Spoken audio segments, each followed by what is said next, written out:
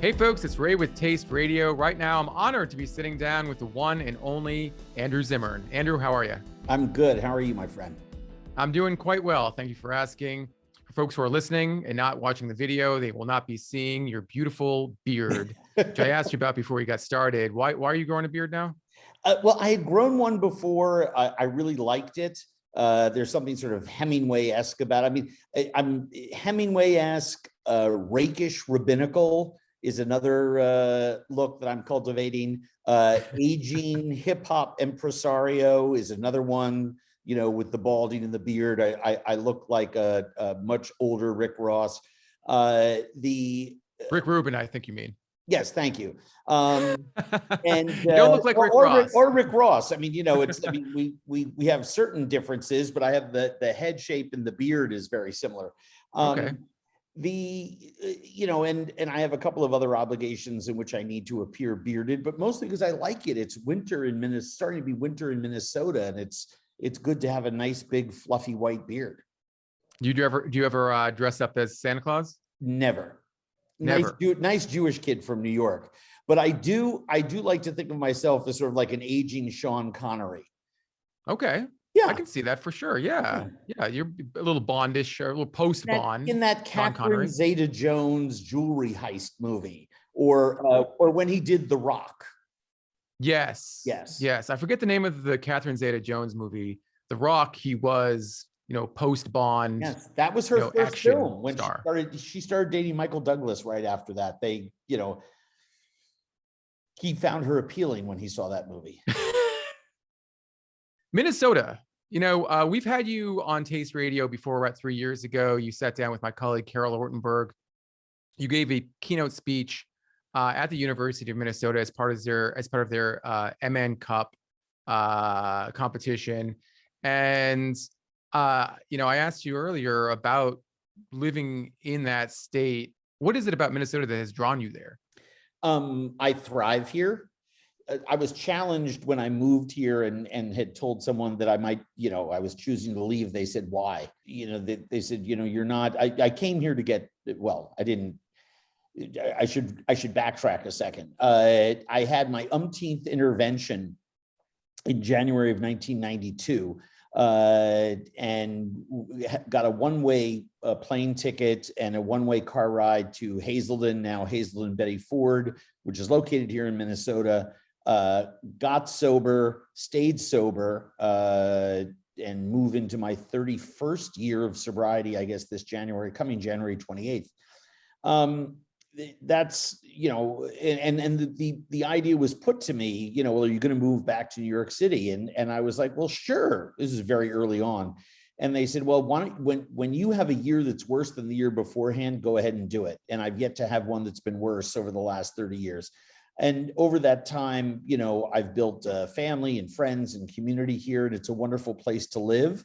I adore Minnesota. Minnesota loved me up and loved me before I learned to love myself. So yes, I very proudly choose to live here. I have never been, but I hear so many great things about the state. I hope to visit at some point soon. It's incredible. It truly is incredible. And the cold weather in the wintertime is sincerely overblown. We have a week or two every year that where the highs are below zero because we had an Arctic clipper that comes in and then it blows away and it goes back up into the 20s. So our winters are, with the exception of 1 or 2 weeks a year, are very much like New England winters. And I grew up in New York, so it's just not that bad.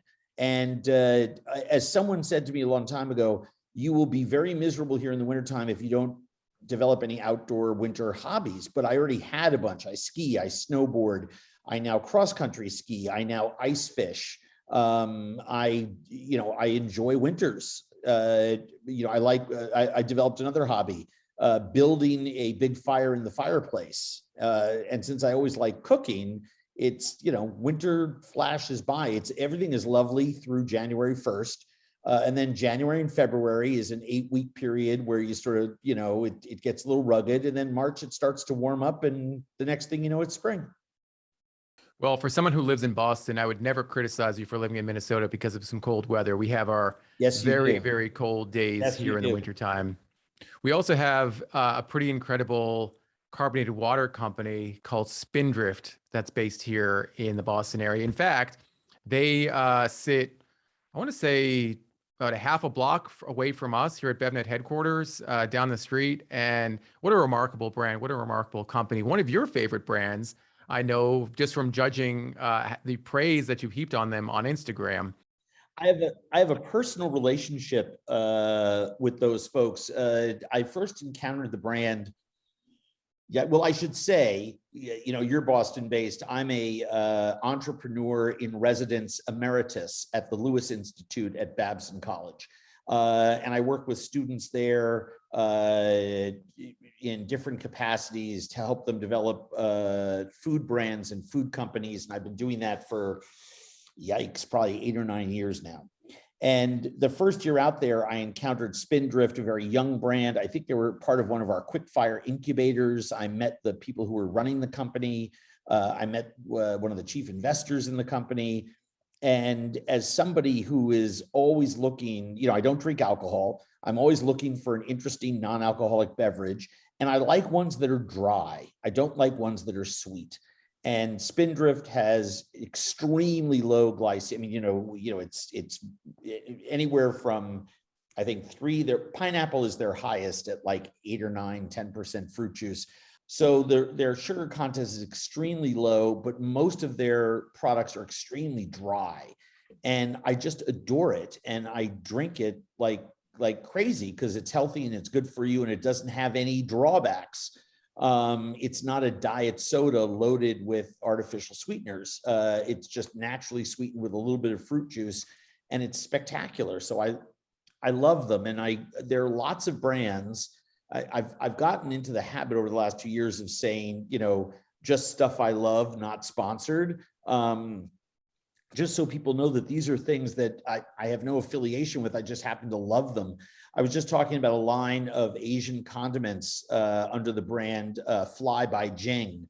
Outstanding brand. A young entrepreneur named Jing Gao, who's an old friend of mine. She's been in several episodes of Bizarre Foods. I've traveled in China with her, in New York. I just had dinner with her in Los Angeles pre-COVID. I love her products. I have absolutely no relationship financially with that company. It's just, you know, her zhang dumpling sauce with the fermented mushrooms in there, I think is the best over-the-counter dipping sauce for dumplings I've encountered. Her other products are absolutely spectacular. So, you know, I put that on my Instagram. I just, you know, it's just stuff that I encounter that I love. And luckily I get to encounter a lot of cool things.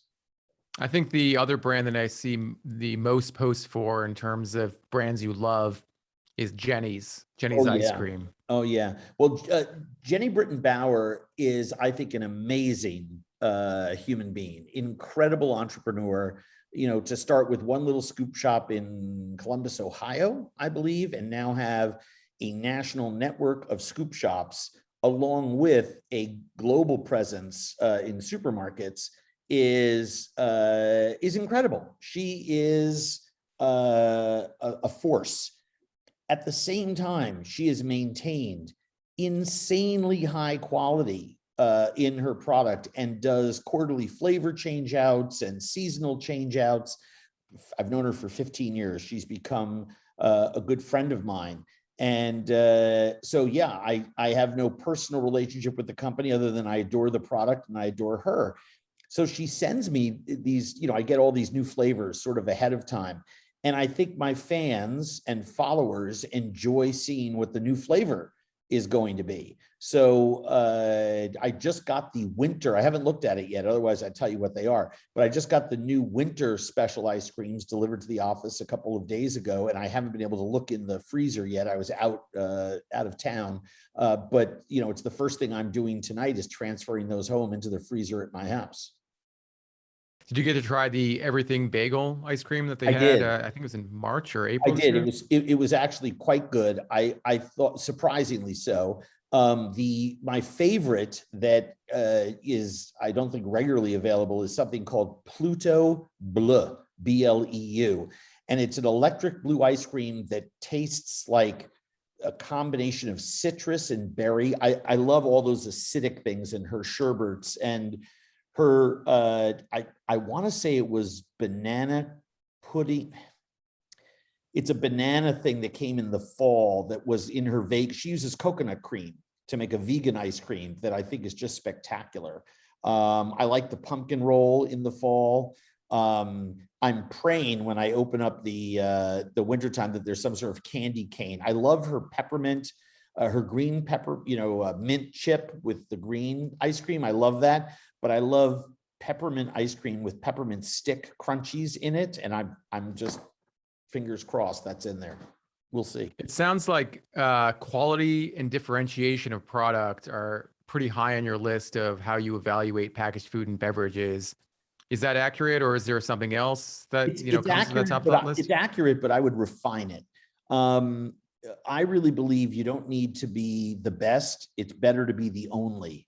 And I think in many ways, just thinking of companies that I really admire, in a sense, even in a crowded genre or segment of the marketplace, in a sense, they're the only.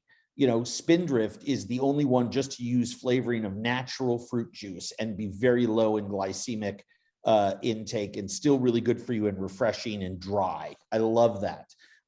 Jenny's has been able to find a way to be a mass market product, right? But still retain that, neighborhood scoop shop ability to make an extra rich flavor or a unique flavor or something that is really only doable if you are managing a very small company, even though Jenny manages a very, very large international one. So, I mean, those are the types of things that truly appeal to me. What Jing Gao has done with Fly by Jing, I think also makes her the only.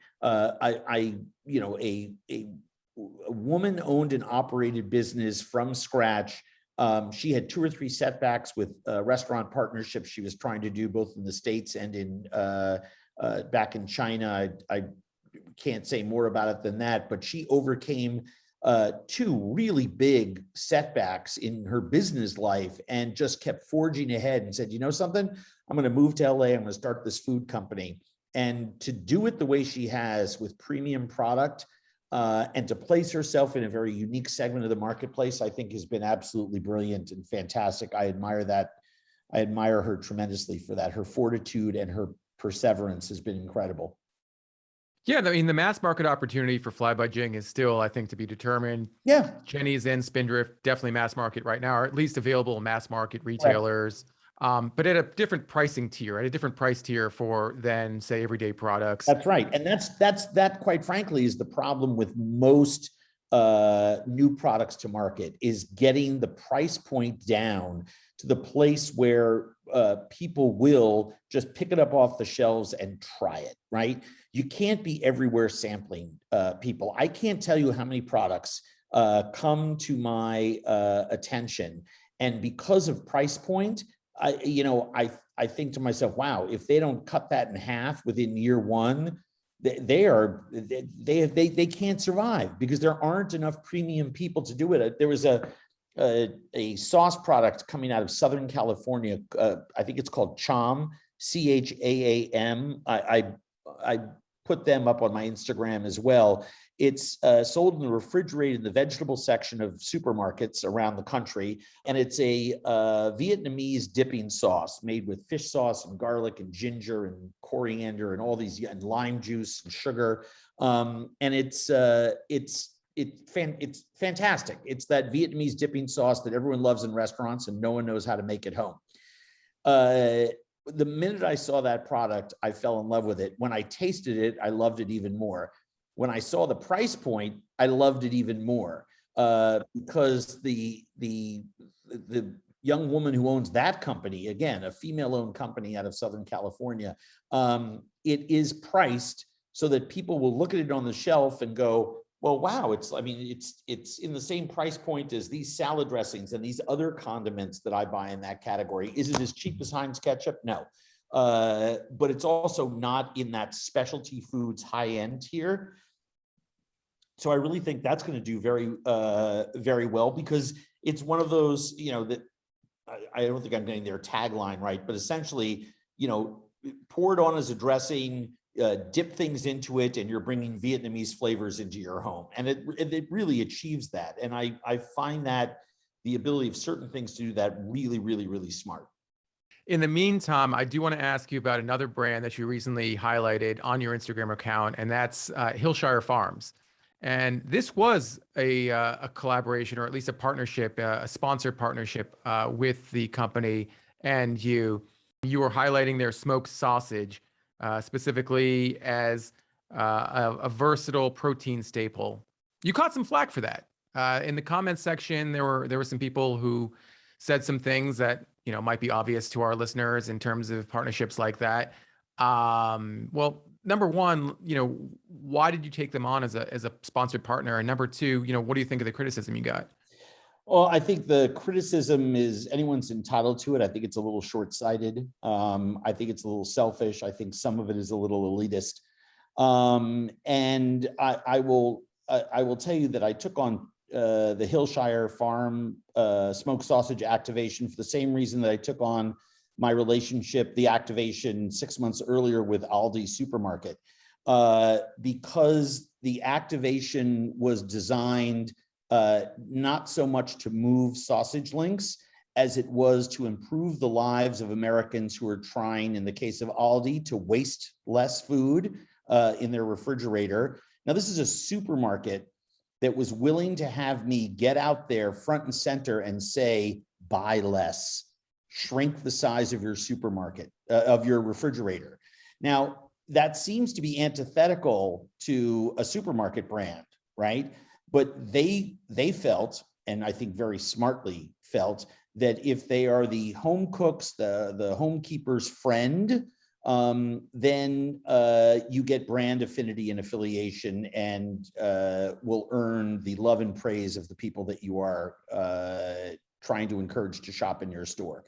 And I was so blown away by their willingness to let me talk about the real issues about hunger and waste and provide real solutions for people, that I eagerly took on the position of endorsing their product during the course of that activation. And I think they're a very smart, forward-thinking company. Hillshire Farm, the same thing. During COVID, 20% of the population that was right above the poverty line fell below it. We have more people struggling with hunger in America than ever before. So if we're able to find a reliable protein source that has stability, fresh and frozen, and I can show people 3 or 4 recipes by which they can use this product and enjoy it in what I'll call the non-traditional way. You don't need to just brown it and have it for breakfast or put it on a bun with some mustard, right? It is something that allows homemakers to diversify their offerings to their family and to do so at an inexpensive price. I made a comment a long time ago about General Mills that I stand by, which they make a product called Hamburger Helper. Mm-hmm. And I said, the idea of Hamburger Helper to put a skillet dinner that, costs, whatever, $1.75 or $2 a portion or whatever it is, that has, that you can put meat and vegetables, because you can add your own vegetables into it, and bake it in an oven that's fast and convenient and easy at a time where most people in America are struggling to make it work, right? There's dollar poverty and time poverty. The idea of Hamburger Helper is fantastic. I wish that they would take some of the chemicals and stabilizers and other things out of it. And I know it would cost them another $1 a box to have some of their things be sourced a little smarter. And I encourage General Mills to do that every time that I can. But the idea is right. Not everyone, look, I put a post about, slicing Wagyu brisket, and, 200,000 people click on it. I love it. I know there are not even that many people in America that are buying Wagyu brisket. There aren't even, I mean, people have to, I think that there is an aspirational element to that kind of stuff. And everyone's like, ooh, Wagyu, and it's fun food and all the rest of that. But it's really, really expensive. And I believe that aligning myself with certain brands who are trying to make good food accessible to more people it's the right thing to do. I don't look at it as a deal. I look at it as an opportunity to talk to people, and in the case of Hillshire Farm, talk about not only their product and develop some recipes for it, but I got to talk about how to reduce waste in your kitchen by using stuff in your freezer and how to freeze things smartly. And it was that part of the campaign. The recipe development was nice. You know, I put on 3 recipes that was easy, but being able to make a video that spends 2 or 3 minutes in there trying to show people how to freeze and save foods in a more reasonable and responsible way that will allow them to get more bang for their buck and will allow them to eliminate waste in their household was the real reason that I did the deal in the first place. We have a saying here, all of our I have 3 little companies here in Minnesota, a production company, a marketing group, and a hospitality company. And we have one common mission statement for all 3. And that is that we believe that any project that we touch needs to leave the world a better place and should ideally center around what we call internally adventure learning, right? So adventure learning in this case was going in and learning how to reorganize your freezer, right? And I do believe that that relationship with Hillshire Farm leaves the world a better place had I not done it. And so, you know, critics, have at it. I got a thick skin. You know, you want more salads, you want more Wagyu beef, believe me, we got plenty of that on my social media. But I believe it's my responsibility, given the platform that I have, to do things that allow me at a mass market level to send a message to people all over this country that they too can have a food life. And I think that's more important. I wanted to ask one more question about this and then we'll move on. I think some folks might say, well, you know, the mission is great and your philosophy is great. The product and the brand is the issue that I have. And someone might say, well, there's better for you smoked sausage out there. There's better for you hamburger helper out there. Why aren't you endorsing those brands?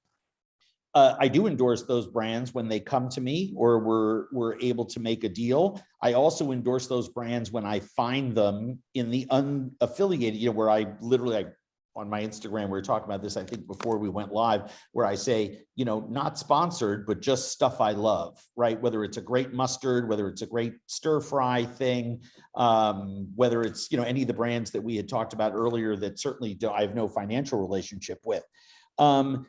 You know, look, it's a real balancing act. If you remember, during those early days of the development of the idea of the carbon footprint, people were saying, well, we shouldn't eat, you know, tomatoes have no carbon footprint. Oh, wait a minute. In wintertime, they're flown all over the country out of Florida and Southern California and, you know, Texas, Alabama, Mississippi, and wherever in the wintertime people are growing tomatoes. And, you know, then we started to develop the hydroponic movement in here. And they were like, well, those are trucked, you know, 8, 10, 12 hours, you know, with diesel fumes going out. And what we really need to do is go back to eating seasonally the way we did 300 years ago. If anyone can show me how to move the knob back to 300 years ago, I'm all for it. I make it a point in my own home of trying to eat as seasonally and as healthily and as naturally. I don't use the word organic, I use the word natural. Organic is a paid and bought for label these days, and as naturally as possible. And I would put my food life up against, you know, any average human beings. You know, I don't know how some people do it otherwise. They have a lot more willpower than I do. You know, I still buy those cherry tomatoes from luckily there's a Minnesota company that has a local hothouse tomato that is available in the wintertime here that comes up from a little town about an hour away and delivers to my supermarket. That's the only tomato that I buy in the summertime are those little local hothouse tomatoes. So of course we're all trying to do our part. And of course you know, some people are against big food. And some of the complaint about a company like Hillshire is that they are part of the big food system. But I will posit this, and it's the reason that I enjoy working with some of these big food companies that are often derided. General Mills, being in my hometown, often derided for, General Mills, they're the people who make sugary cereals that are killing our kids. Well, it's a little bit of an exaggeration. It's not killing our kids, and it is a parental decision to buy that cereal. I did not buy sugar cereals for my son when he was young. We just didn't put them in the house. However, people don't know that companies like General Mills, and I have no relationship with them. I want to be completely transparent about this. This is just my personal feeling as a consumer. General Mills spends more money than any other company in the world researching and trying to establish marketplaces for drought-resistant grain. The reason is that General Mills' most profitable unit is the Big G division. That's the division that has all those cereals. So it's in their best interest to figure that out. But General Mills, at a time when everybody is screaming at the top of their lungs, including me, that one of the most important existential issues, other than voting rights for all Americans, is the climate crisis we're in. It is literally our existence depends on solving that and working to make sure that we don't increase our temperature 1.5 degrees by 2050. That's the death sentence, right? So companies like General Mills that are throwing $500 million plus a year into drought-resistant grain research are the people that are going to save us.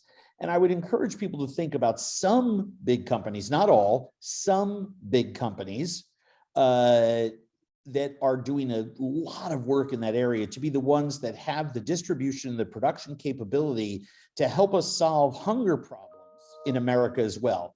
Now, would I like some of those companies to pay a little more attention to food waste? Would I like them to stop using white sugar in their, absolutely. If I could wave my magic wand food-wise, the one thing that I would do other than solving hunger or waste problems, if I had to eliminate an ingredient in the world, it probably would be white sugar, right? I just think it's, just the overuse of it, it's right up there with corn syrup and stuff. Probably try to eliminate both, probably cheat and try to figure out if the genie came out of the bottle, said you have one food waste, try to combo plate it. No one believes in wellness more than I do. However, it is very important to look on balance about what you can achieve. And sometimes that comes at a certain cost. As long as the net experience is positive, I think it's better than deriding those companies than to support a company that makes a product that's out of the league financially for 99% of Americans to buy. I'm very, very lucky. I can't lie to you. I mean, technically, I believe I'm a 1%er, right? I mean, I make over a certain number of dollars per year that puts me in the upper 1% of Americans. Can I afford to buy some all natural, fantastic sausage at $15 a pound from a bespoke butchery in rural Virginia that's doing an incredible job? Absolutely. Do I have some of those in my fridge? Absolutely. Do I have Hillshire Farms smoked sausage in my fridge? And have I in the past? Absolutely. So it's an extremely, extremely important thing, I think, to be transparent and make sure that we're addressing all the issues and not just trying to create food solutions for one part of America. We need to create food solutions for all of America. You said a lot there, Andrew, and I thank you for that. And, a lot of what you're talking about is for the greater good. And I want to go back to something you mentioned about organic, Sure. Because drought-resistant crops, my understanding that would be that they are genetically modified crops. And people in the organic space would say, that's not okay. And you called organic food, or at least the designation of organic, a label that's bought and paid for. Yes. Explain what you mean by that, or explain why you feel that way, and where GMO or genetically modified ingredients, fit into your diet, lifestyle purview. Fantastic question. And thank you for calling me back to that, because I think most people don't really understand the mechanisms of it. First of all, let's just start. I may take these out of order in which you asked about them. Drought resistant grain. So there's a grain called kernza that tastes, it's literally performs the same way that red winter wheat does, right? I mean, we make most of our breads and things like that here in America with traditional red winter wheat, right? It's the wheat species of choice. So right now, what companies, not just General Mills, but a lot of people are doing is they're taking kernza, which is it's a natural plant, but it doesn't yield enough grain seed off of its stalk, right, to make the dollars work. In other words, you can plant an acre of it, the yield is smaller, so the price of the loaf of bread made with kernza or the cereal would be higher, right? So they're trying to drop that down by increasing through genetics how much seed, this plant generates. It's no different than what Mendel did, 150 years ago by, trying to splice pea shoots together. It's no different than what we did with broccoli when we took broccoli rabe and monkeyed around by joining different seeds and by weeding out different seeds that had low growth in its flowering space to create what we now know as modern day broccoli, by only selecting the seeds that were developing these larger head plants, right?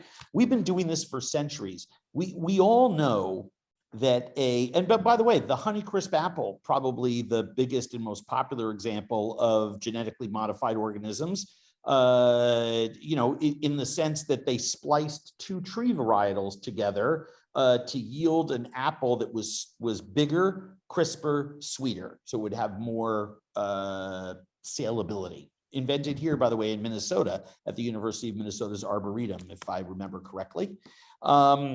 Interesting Minnesota tie-in. But my point is that injecting chemicals into something to create a 6-foot-tall salmon with legs that can walk to your supermarket and freeze itself is dangerous. I would say so, yeah. Okay. Genetically modifying cattle so that certain breeds don't grow horns, so that they are less aggressive, so there's less violence on in the farm where it's being raised, allows us to let those cattle roam free and not in these factory farms, right? So I support that kind of thing as well, because its net effect is better. I'd rather do away with these factory farms and all of the horrible chemicals and fecal matter that's going into our river systems and creating these horrific algae blooms and things like that. I think a lot of people, and I'm lucky. I mean, I'm 60. I've been around a couple years longer than most people who are in this arena. And I try to listen to everyone and synthesize what I believe is my best choice as a consumer. So I'm okay with hornless cows. I am not okay with a giant 10-foot walking salmon marauding through town with a machete trying to extract revenge on humankind. And I know I'm exaggerating and trying to be funny to make a point, but when we start messing around too much in a laboratory is where we have problems. When we're splicing two apple trees together to try to create a new apple with a bigger yield that we can have more people eating a healthy fruit, I'm for that. And I think you have to be very, very careful in the world of GMO. I think you have to be taking it category by category. And I think you have to be very, very, very, very careful with how we use science in the food system. However, we've been using science in the food system for hundreds of years. And I think people need to realize that there are some very safe ways to use very good science for our benefit as our planet becomes hungrier and hungrier and hungrier. My reference to organic was when you and I are talking about organic or natural foods, we're thinking of something that's been untouched by chemicals and pesticides in land that has been allowed to get fallow, coming from healthy soil created by real farmers for real people to eat. Those foods in America are designated legally, and I believe they shouldn't be, by the way, as specialty crops, right? Which means they don't qualify for federal insurance rebates and things like that, which is an extremely controversial topic. I'd rather see us paying attention to, not allowing those farm to freighter grain economies, people who are growing feed corn and cotton and soybeans to benefit solely from these insurance rebates and protections. I would rather see those rebates and protections also include people who are growing specialty crops, right? The stuff that's picked by hand, grown by real farmers in real soil under natural conditions for human consumption. We detailed this in my MSNBC series, What's Eating America. I would encourage people to go on Peacock and take a look at some of that and learn what the issues are. My point being, when it comes to the label organic, to call yourself organic, and let's just use the strawberry, for example. If you want to label your product as organic when it comes to strawberries, it's not that you can't use pesticides, for example, on those plants. You can't use pesticides once the plant has flowered, okay? The flower eventually turns into the fruit, right? That really doesn't make it organic. You're still using pesticides on that plant. There's still pesticide damage in the soil. There's still pesticide residual in the plant itself. It's the same thing with, boxes of, cereal on our shelves that are allowed to be, I think it's 4 or 5%, not what's labeled on the box. In other words, bugs and larvae and stuff like that, that's ground up. Just, if you take a healthy piece of organic corn, it's going to have microscopic organisms in it. It's going to have it looks delicious. You eat it all the time, corn on the cob in the summertime, but it does have little things in there, right? So things aren't always as they appear to be. And I think labels, and by the way, you have to pay to have someone come out to your farm and certify it as organic. Hence my reference to the title being bought and paid for. I think that program NetNet is really good because I think it helps create consumer awareness. But people should understand that when you and I are talking about something that's organic, what we're really talking about is that farm stand in the summertime, something that comes from a family farm, as opposed to a label that says organic in a supermarket, which, yes, is better than it not being organic, my opinion, but it's still not a perfect system. We didn't give that law enough teeth, in my opinion. I think we need to remake our farming system in America. Our supply chain has been suffering from it. Our distribution channels have been suffering because of it. I think we're subsidizing the wrong people. And I think one of the biggest solutions to it is actually, if we want to go all the way forward, we actually need to go back and fix, our immigration system. I think the single greatest benefit to fixing our food system in America, one of two, is fixing immigration reform, something that 7 presidents now in a row, if we include the 46th president, have all kicked that can down the road. Without immigration reform, we don't have enough people to actually harvest food for human consumption. That all has to be done by hand. All of that farm to freighter stuff is harvested by machine. 5-6 people can farm 10,000 acres. I mean, we went down to Corpus Christi, Texas, and went to one of those farms and showed people and had the farmers talk to us. And they were very, very honest and open about what they were doing. They had nothing to hide. They're harvesting feed corn and cotton and soybeans. And they're doing it with giant machines and 5 to 10 employees. You go to a 2-acre farm in Tennessee trying to grow tomatoes, and they need 10 employees, but they can't find them. And if they find them and pay them what they're worth, then that price of tomato goes up. It's extremely expensive to grow a real tomato in real soil without any of that other crap. In other words, the true organic that we're talking about. It's a very, very complex issue, and I encourage people to get involved, even if it's on a side that's different than mine. We need to get involved in our food life. Our food life, and all this talk of brands and, tomatoes and who's picking, all the different things we touched on. This makes up our food life, and there are political choices involved. There are often local and municipal ones, statewide ones that affect rules and regulations about how farming is done. I think we need to support groups like Arcadia Farms in Virginia and others all around the country like it. They're actually training a new generation of farmers. I just want people to get involved. Don't sit on the sidelines and lob, verbal grenades on social media at people who are trying to work in the trenches to do good things. I'm not talking about myself. I don't need defending. I'm a big enough boy. I can handle what's lobbed my way. There are a lot of people who unfairly take a lot of abuse, who are out there trying to fight the good fight and make sure we actually have farm fresh food to feed our children, not 50 days from now, but 50 years from now. And we need to start thinking about 50 years from now. And you have to have the discussion about it. It can't just be a talking point that you heard or that you read about. It has to be discussed among people. And I think one of the ways, or one of the most common ways that people discuss these topics, is over the dinner table, Yes. right? Over a family meal. And that's what's a lot of what your new series is all about, family dinner. That was a very professional segue. I've been doing this a while. I appreciate you saying that. Family dinner is a pretty serious departure from your other TV series, in particular, Bizarre Foods. Talk about its genesis. It's a relatively new show, very entertaining. You walked right into this one. So it's actually, and when I explain it to you, and first of all, thank you for mentioning that and asking the question. And yes, family dinner, those meal times are a place for us to talk to our kids, talk about issues, learn stuff from them, exchange ideas. We don't do enough of that in America, right? We're not exchanging ideas civilly.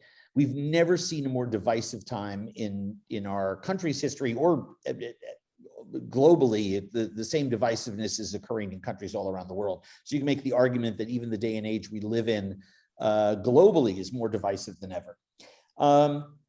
I think we need to sit down and carve out times for, we've lost that family dinner. We've lost that family meal. We no longer have 3 generations of Americans living under the same roof. That's a very rare exception. I think it was a lot easier to parent when we had 3 generations living under one roof. It was easier to cook, spend time together. We were able to pursue the things that we all know are healthier for us. Bizarre Foods, I made about a gazillion episodes of them over 12 and a half years. We never had an episode of Bizarre Foods that didn't have a family meal in it. We never put a circle around it or stuck a lower third against it and said, pay attention, we're having a family meal. I just wanted people who were living in Finland to see how people in Japan or Kansas or Uruguay ate together. My intent with those family meal episodes or family meal scenes in Bizarre Foods was to show people that despite appearances to the contrary, we had way more in common than we had things that divided us. In a world where we're increasingly defining ourselves by our differences, I was like, come on, we all sit down and tell our kids to be quiet and finish everything on their plates and, ask them how their day was. I mean, that we did that in 70 languages in Bizarre Foods. So when Magnolia approached me and said, we want an intuitive content show, that's my production company. We make a lot of digital and linear TV for a lot of different groups. They wanted an intuitive content show. I immediately blurted out family dinner. Chip and Joanna Gaines are friends of mine. I knew what their brand was about. And we had always had this scene. I said, let's take that 6-minute idea and make it a half-hour show, 22, 24 minutes. Let's go and visit families around America and show people how America really eats. Let's show them families that are still holding on to that tradition. Some do it every night, some once a week, some once a month. We have one family this season that does it once every quarter, but they take it really, really seriously. And they, to a family, they all espouse the same dictum, which is, oh my God, this is we can't lose this. This is how we teach our culture to our kids. It's how we share time together. It's how we learn what's going on. It's how we parent. It's how we connect. And Magnolia said yes. Then they came back a couple of weeks later and said, would you host it? And I said, sure. And I love doing this program for that reason. It is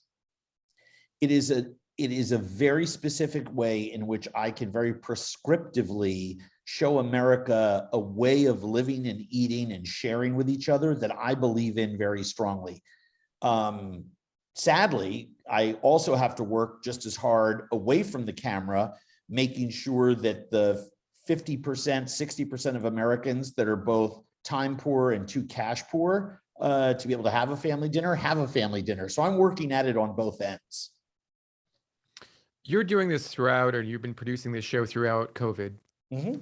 And COVID has certainly made it more difficult for people to get together, particularly families that you Oh, just, yeah. you don't know who might be ill or how it might affect different people in the family. And it's changed the way people eat together. Have you seen that? I mean, has there been a significant departure in how people cook together, eat together, the traditions that they've had over time? Sure. Well, I mean, we haven't seen the full effects of COVID yet on long-term choices because we don't know what's going to last, right? It's the argument about Zoom. Are we gonna keep doing, or are we just gonna always be on Zoom? We're gonna go back to some in-person meetings. You see a lot of groups and companies coming back to in-person meetings. Over the course of the year shooting the show, well, 2 years, we made 2 seasons. We had some families that typically were eat with 6 or 8 of them. We had some families that when COVID started, immediately all started living in the same house, brought grandma and grandpa out of a living situation away from the home and into the home.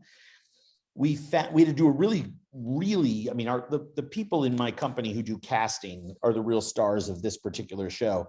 We found families in Georgia where sisters lived across the street from each other, essentially creating their own micro bubble, right? So that we were able to show what both families do. We had families who got vaccinated. We had families that quarantined for weeks. And, obviously we're doing massive testing on set all the time. And at various times, we actually had to suspend shooting when there were spikes above a certain level in certain places.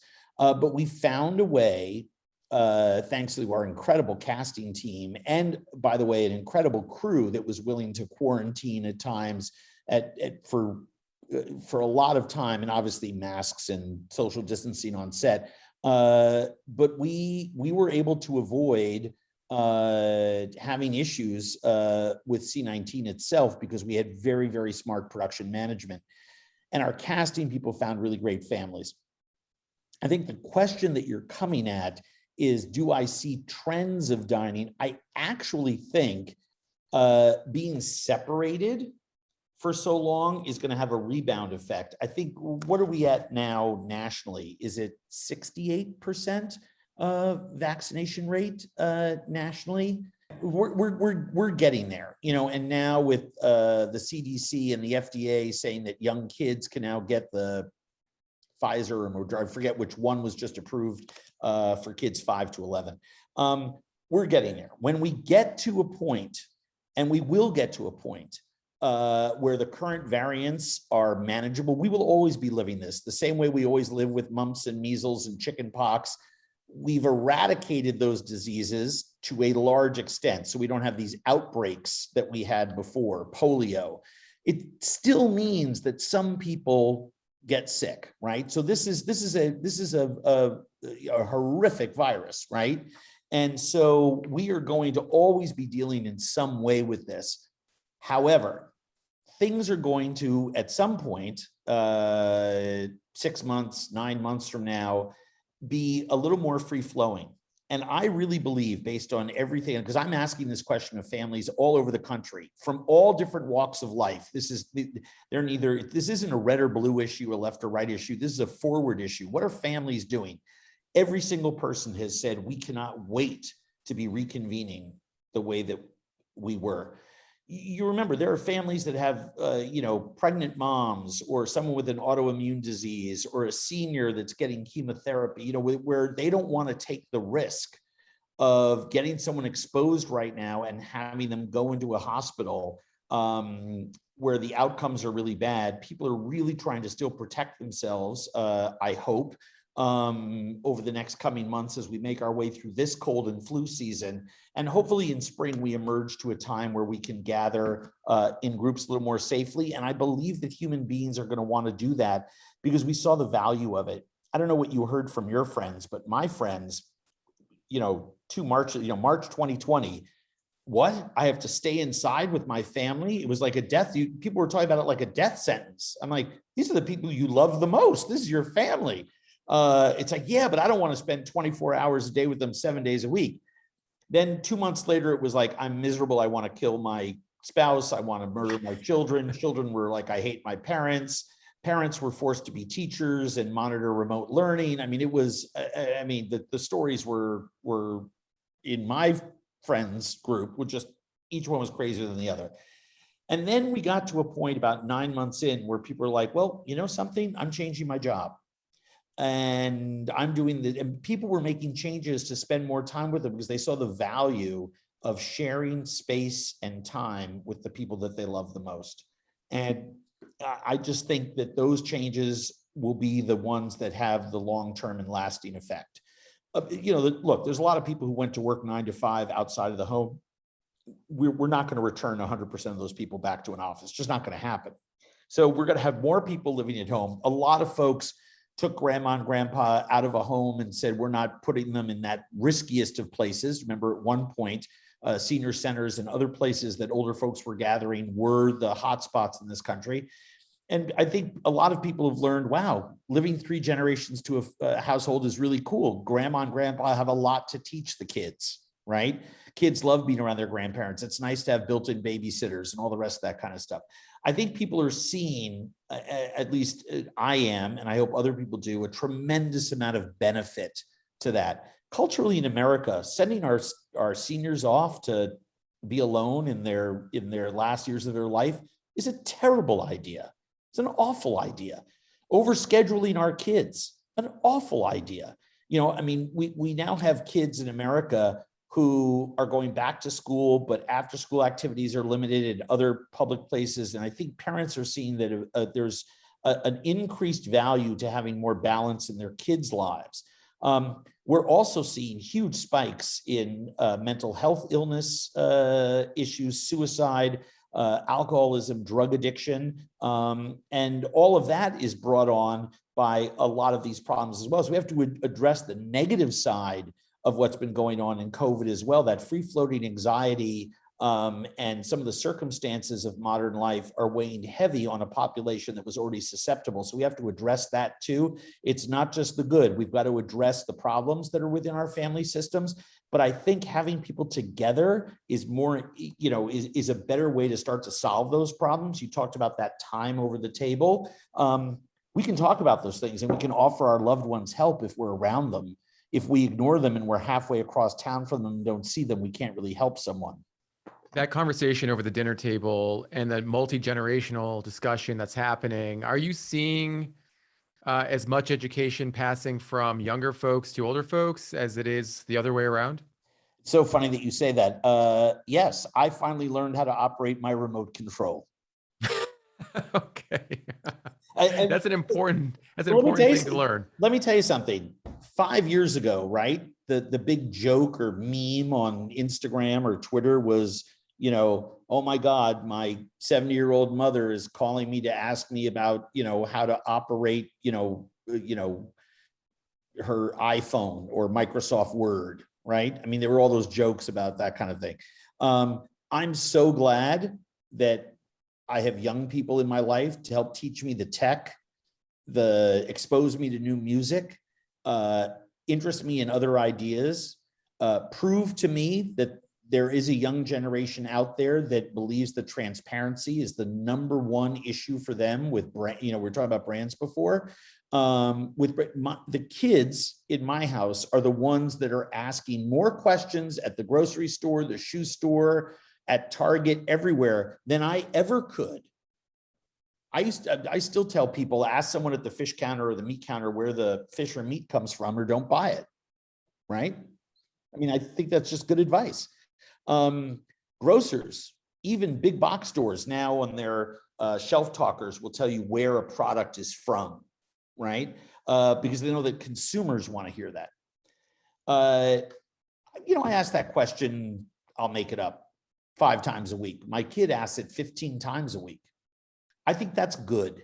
I think that's good. And we can learn a lot from young people. Those new ideas that young people come up with are the ones that are going to save us. I believe it is the generation that I don't know what we call them, 16 to 30, whatever it is in that 15-year chunk, those are the people that are going to save this planet, and we better start investing in them. A lot of those people are on TikTok. Are the younger folks in your life teaching you about TikTok? There's a lot of cooking videos that are happening on that platform. There are a ton, and we started doing TikTok, and we're still trying to figure out what my fans like me to do on TikTok. I'm fascinated by it. I'm fascinated by any mechanism that allows you, and by the way, not lecturing, not pandering, not, writing a 200-word essay and taking a picture of it and posting it, but just through your actions. I mean, you just said there's so much cooking on TikTok. Just that statement alone is just so fantastic. More people cooking, therefore means they have to find people to eat it. Which means people are gathering more, which means people are sharing time over food together. And I believe that is a solution. So just when I hear, it makes me smile just hearing that. So yeah, I am. And yes, TikTok is a big thing with young people, both in my home and in my office. I think it's a great trend as well, like seeing younger people involved in cooking at home. Sure. I think one of the harder things though for me is this idea that cooking has to be perfect, because a lot of what you see on these social platforms is really beautiful food. And, I think that unfortunately has become the sensationalized part of eating. This idea that also expensive food. I mean, it used to be that the centerfold of all these magazines was a $20 million house in Nantucket, a huge pile of lobster on the middle of the table, a golden retriever leaping, everybody's in J. Crew clothing. It used to be just an unattainable, I mean, talk about 1%er, that was a 1/10 of 1%er, centerfold.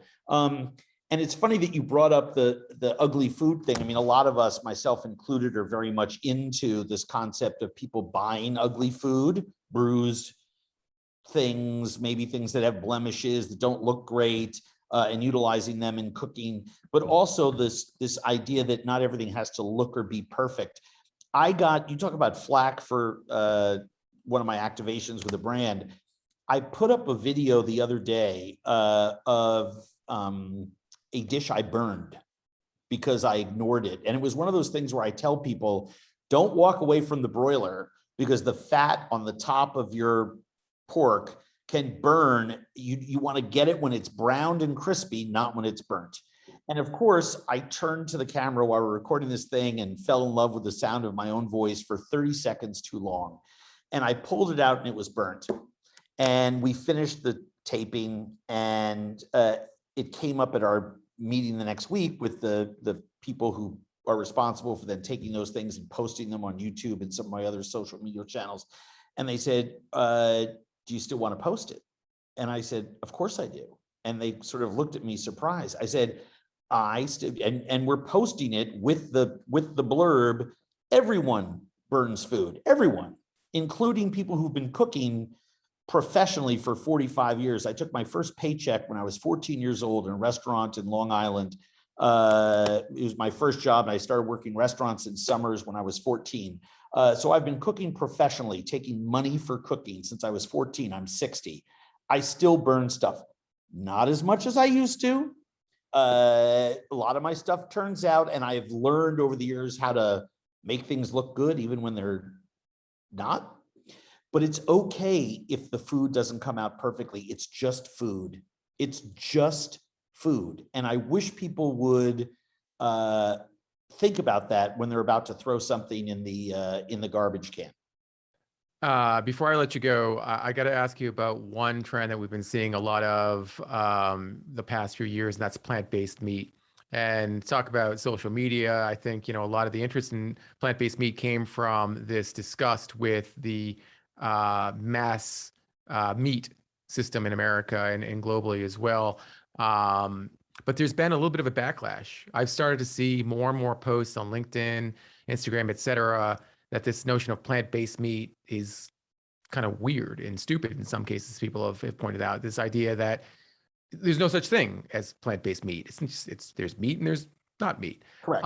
Where do you stand on the trend? Well, I believe that names are silly and the processes are going to change. Remember, we're at the infancy of an industry, right? And we're sitting there, from glass houses throwing rocks at it. I mean, it is the stupidest thing. When you look at it, if you squint at it instead of look at it under a microscope, you see an industry that is going to disrupt industries that we know are poisoning our environment and harming our food system, right?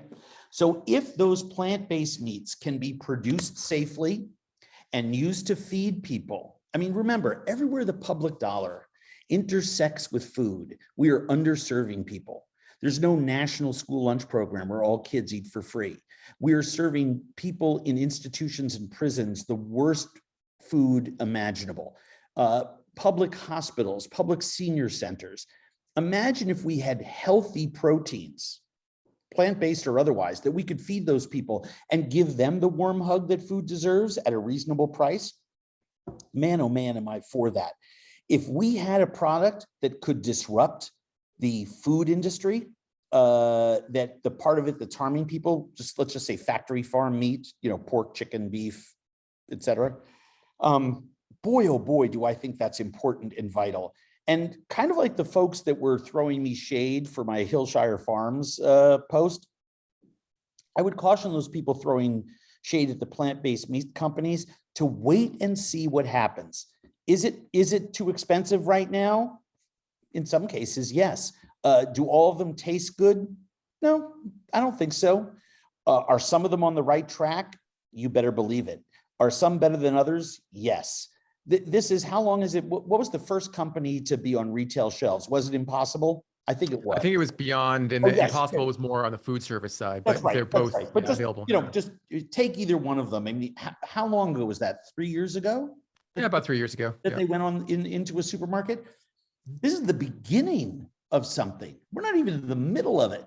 Can you imagine in 10 years what those products are going to look and taste like?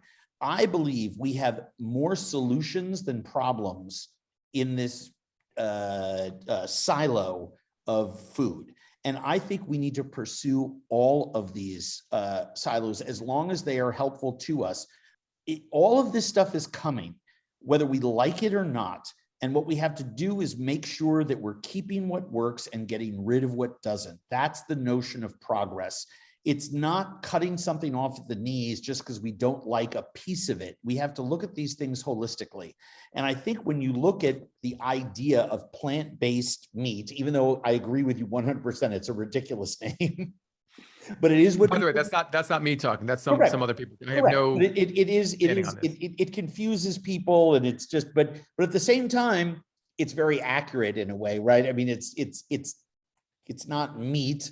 It's a plant-based food. But you look at companies like Just, JUST. When you look at some of the other people who are doing some really incredible stuff, using vegan ingredients as food replacements for other things that are harmful in our industry. Oh my gosh, the disruption there is absolutely fantastic. Absolutely fantastic. And I think the pluses outweigh the minuses. I just think we still have so much more, so many more years to cover before we can even really take a look at how this industry is interrelated with us. I mean, look, I'd rather see people paying attention to things like outlawing cigarettes and white sugar and vape juice and and things that we know are really, really, really bad for us. I mean, really bad. With no societal benefit.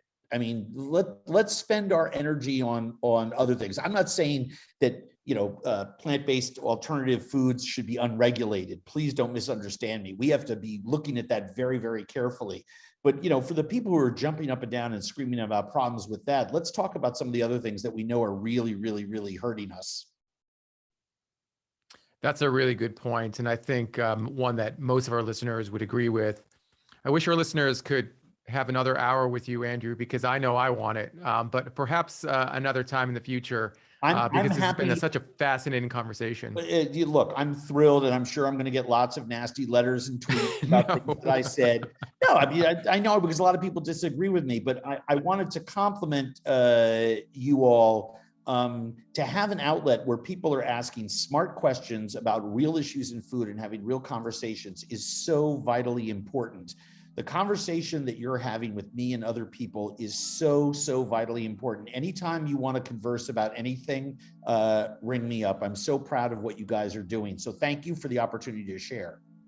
Thank you very much, Andrew. Once again, a fantastic conversation, and I really appreciate everything that you do. And hopefully, once again, we'll get another chance to sit down and chat. I hope so. And for anyone who's interested in all those crazy things that I talk about, Andrew@AndrewZimmern.com is the best place to get a hold of me. There you go. All right, Andrew, we'll see you soon. Take it easy. Bye-bye. Bye now.